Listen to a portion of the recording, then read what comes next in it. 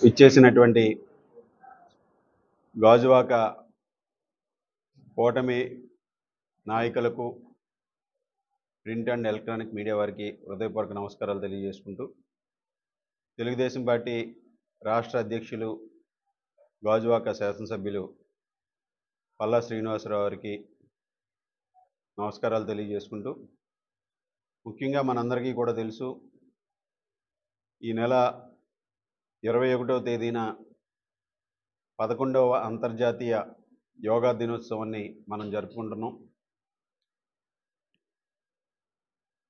ప్రధానమంత్రి మోడీ గారి నాయకత్వంలో 2015లో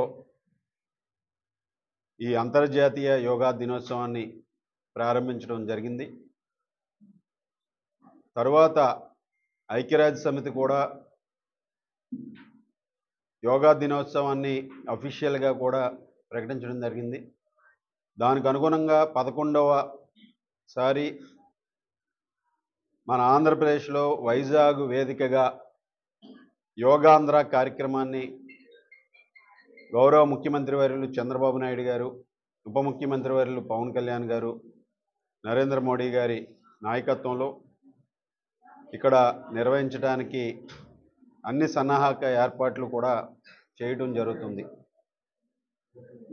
ముఖ్యంగా ప్రధానమంత్రి మోడీ గారు పాల్గొంటున్నటువంటి ఈ యోగాంధ్ర కార్యక్రమాన్ని ఆంధ్రప్రదేశ్ ప్రభుత్వం ప్రతిష్టాత్మకంగా చేపట్టడంతో పాటుగా ప్రజలందరిలోనూ కూడా యోగా పట్ల ఒక అవగాహన కల్పించే విధంగా యోగాని ప్రతి ఒక్కరి జీవిత భాగస్వామిగా చేసుకునే విధంగా యోగా ద్వారా ఆరోగ్య ఆంధ్రప్రదేశ్ని నిర్మించాలని, యోగా యొక్క ప్రాధాన్యతని ప్రపంచ దేశాలకు తెలిసే విధంగా ఈరోజు భారతదేశంలో ప్రాచీనమైనటువంటి యోగా ఎంతో మందికి ఆరోగ్యప్రదాయనిగా ఉంది. అటువంటి యోగాని ఈరోజు ప్రజలందరిలోనూ కూడా భాగస్వామ్యం చేసే విధంగా, ప్రతి ఒక్కరి జీవితంలోనూ కూడా భాగస్వామ్యం చేసే విధంగా ఈ యోగా ద్వారా, యోగాంధ్ర ద్వారా ప్రజల్లో చైతన్యం తీసుకొచ్చి ముఖ్యంగా ఆరోగ్యవంతమైనటువంటి సమాజాన్ని నిర్మించాలనే ఒక లక్ష్యంతో ఈ కార్యక్రమాన్ని ఏర్పాటు చేయడం జరిగింది.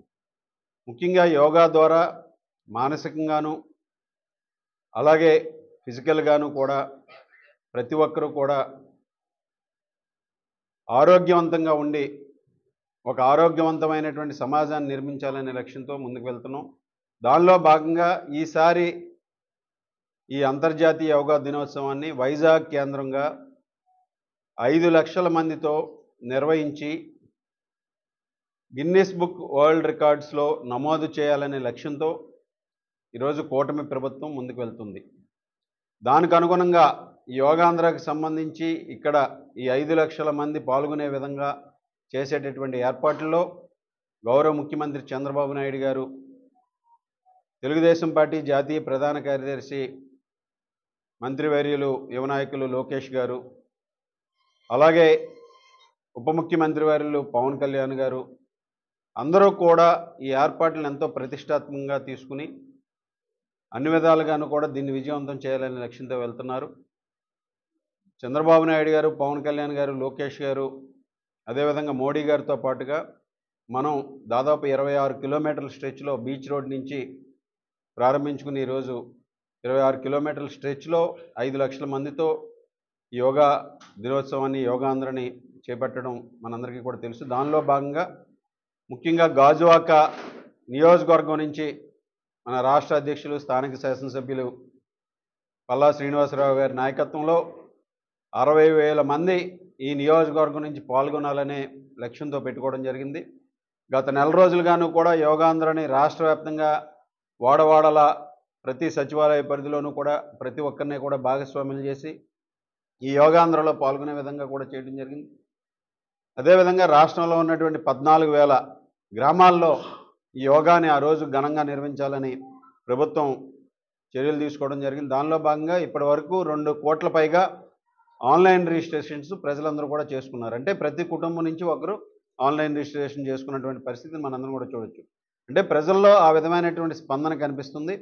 దానిలో భాగంగా మన నియోజకవర్గం నుంచి కూడా 60,000 మంది పాల్గొనే విధంగా ఈరోజు అన్ని ఏర్పాట్లు కూడా చేసుకోవడం జరుగుతుంది.